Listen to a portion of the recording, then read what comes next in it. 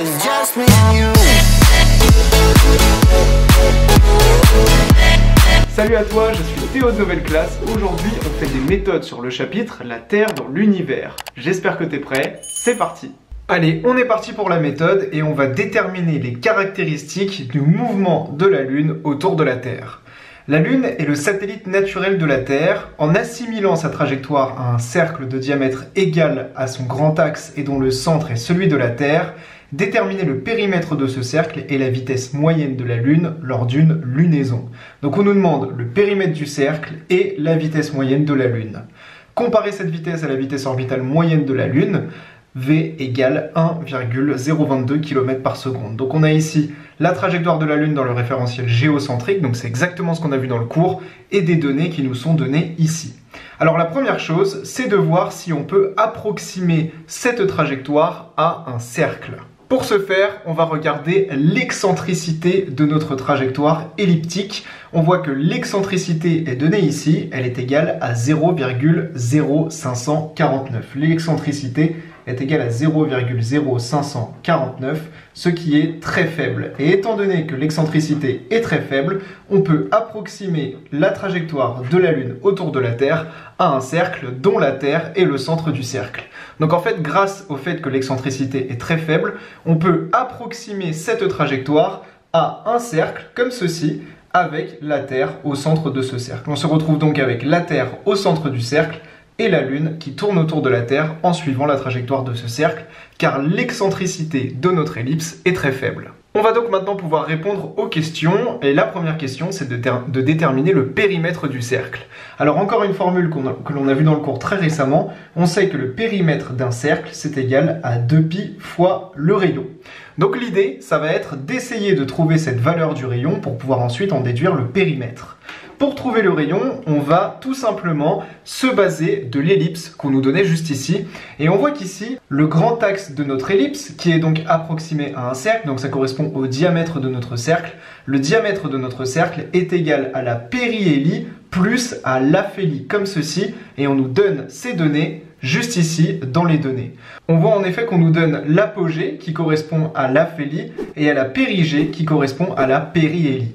Donc on va pouvoir tout d'abord calculer le diamètre de notre cercle, car on sait que ce diamètre, donc le grand axe que l'on a ici dans notre ellipse, correspond à l'apogée, 406 300 km, plus à la périgée, 356 700 km. Si on fait ce calcul à la calculette, on voit que l'on a un cercle dont le diamètre est égal à 763 000 km.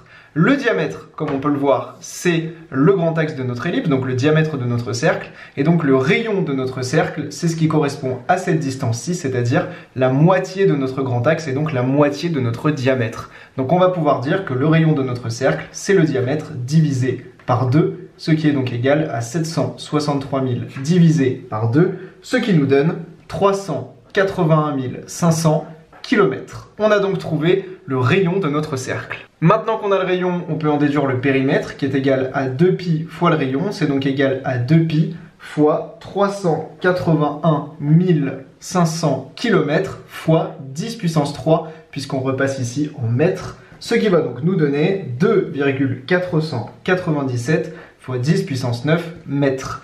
Et voilà, on a donc la valeur du périmètre de notre cercle qui était la première question. On va maintenant en déduire la vitesse moyenne de la Lune qui est en rotation sur ce cercle. Alors là, on va reprendre des notions de physique de seconde. On sait que la vitesse, c'est égal à la distance divisée par le temps. Et ça, pour s'en souvenir, on peut regarder tout simplement les unités. On sait que la vitesse, elle est exprimée en mètres par seconde. La distance, c'est une distance qui sera donc exprimée en mètres. Et le temps, c'est un temps qui sera donc exprimé en secondes. Et en fait, ça paraît tout à fait logique quand on regarde ça comme ça, puisque la vitesse, c'est des mètres divisés par des secondes. C'est donc forcément égal à une distance en mètres divisée par un temps en secondes.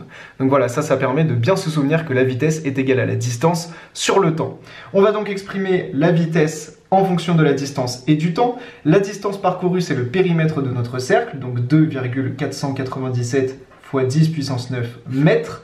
divisé par le temps en secondes. Donc il faut faire très attention à ça, il va falloir convertir le temps en secondes. Et le temps que met la Lune à faire le tour de la Terre, eh bien c'est ce que l'on a vu dans le cours, c'est ce qu'on appelle la période synodique, qui est donc donnée ici. Il ne fallait pas mélanger avec la période sidérale, qui est un petit piège. On l'a bien vu dans le cours, la période synodique, c'est le temps que met la Lune pour faire le tour de la Terre. Je l'ai bien précisé dans le cours, et la période synodique est égale à 29,53 jours. On aura donc pour durer 29,53 jours qu'on doit passer en secondes, et on sait qu'en une journée, on a 24 heures, et dans chaque heure, on a 3600 secondes. On va donc avoir 29,53 jours fois 24 heures, et dans chaque heure, on a 3600 secondes.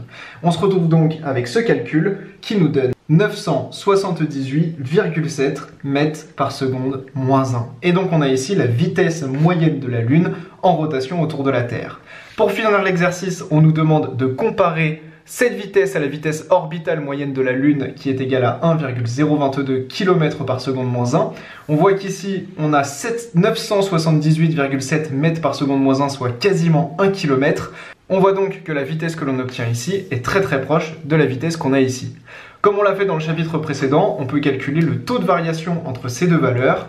Le taux de variation que je vais calculer ici, il est donc égal à la valeur qu'on nous donne, 1022 mètres par seconde, car 1,022 km par seconde, ça fait 1022 mètres par seconde, moins la valeur que l'on a trouvée ici, 978,7 mètres par seconde moins 1, 978,7 mètres par seconde moins 1, divisé par la valeur qu'on avait au départ, donc 1022 mètres par seconde, et ça nous donne 0,04237, soit environ 4,237%.